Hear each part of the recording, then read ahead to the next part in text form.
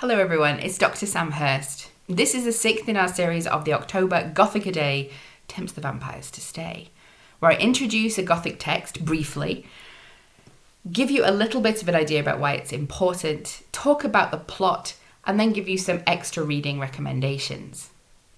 Now, today I'm going to be taking us back in time from yesterday's video, taking us back into the 18th century.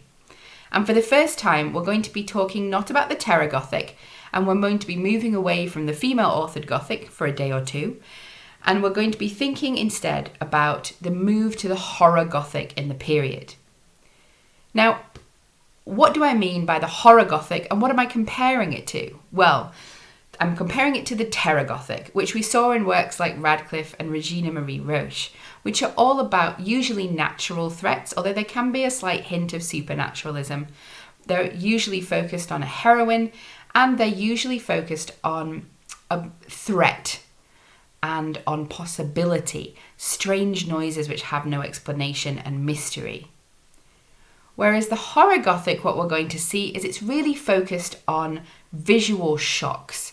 It's focused on the horrid, and it's often focused on the real supernatural, occurring in ways which are not sort of a ghost popping by to give you some information about the future or the past, but no, it's a bloody, dripping nun coming to claim you as her own. So we're going to talk about possibly the first, but certainly one of the most well-known Horror Gothic novels, and that is Matthew Lewis's The Monk from 1796. Now, this was written and published when Matthew Lewis was only 19 years old.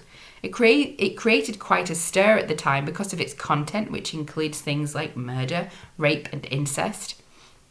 But it also caused quite the stir because of Matthew Lewis deciding on the title page to include the fact that he was an MP. Quite shocking. How possibly could a member of Parliament write such a book? And there was talk about bringing the blasphemy laws against him, and in later editions some parts were changed for a little while at least. So what is this book about? Well, it's quite the change from what we've been seeing with the Terror Gothic. The main story is that of Ambrosio, the man of holiness, who believes himself to be basically without sin. Turns out, not so much. The devil sets a trap for him by sending a minion into the monastery where Ambrosio is. This minion is sent in as Rosario, a young novice, but it turns out that Rosario is actually a young lady called Matilda. Or is she? Well, no, because she's this demonic entity we learn right at the end of the novel. But anyway, Matilda tempts Ambrosio first into sexual intercourse, and then into a range of other crimes, including consorting with the devil himself, the use of magic or witchcraft, and then later he devolves into attempted rape, actual rape, matricide, incest, and the killing of his own sister. So we have this grand spiral downwards for Ambrosio, and we also have a subplot about some young lovers, which intertwines with this story.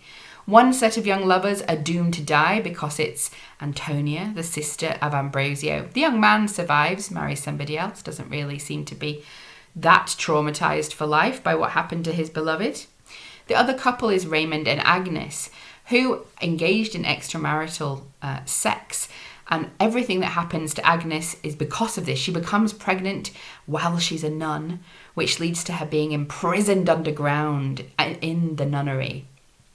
How did they meet? Well, they met when they were both in Germany. Raymond had gone there on sort of a grand tour. He ended up having a number of Gothic adventures, including escaping some brigands that ran an inn, and meeting Agnes in her castle, where they decided to escape from her guardians by her impersonating the famed spectre, the Bleeding Nun. Unfortunately for her, the Bleeding Nun was all too real, and ended up running away with Raymond herself, almost leading to his death. He's eventually freed by a wandering immortal, identified at some points as the Wandering Jew. There's a lot of goth going on. We end, though, with Ambrosio's story and his final fall from grace as he's tossed down from a mountainside by the devil. Now, it's an important book for this move towards horror. We can see quite a lot of the influence of Radcliffe in some of the narrative of the persecuted heroine, for example, and the interpolation of poetry, but also the influence of Matthew Lewis's other sources, including those that he encountered when he lived abroad, such as French theatrical anti-clerical traditions and the Gothic Schauerroman, Gothic horror of the period, which tended towards more excess than what we saw or what we have been seeing in novelists like Radcliffe. Now, if you have enjoyed The Monk, there's a lot more that you can read within this vein of the Gothic, and I'm going to be talking about another one of those books tomorrow. But if you've enjoyed this novel by Matthew Lewis, I encourage you to look at his other works, some of which don't make very comfortable reading and force us to encounter the fact that Matthew Lewis wasn't simply a novelist, but a man living at the time, and a man who was actively engaged in the slave trade as a West Indian proprietor. So I would recommend, after reading this, reading A Journal of a West Indian Proprietor by Matthew Lewis. It's much more of a challenging read, but is incredibly important in informing how we read and understand his other fictional work. So thank you for joining me today, and I'll see you tomorrow.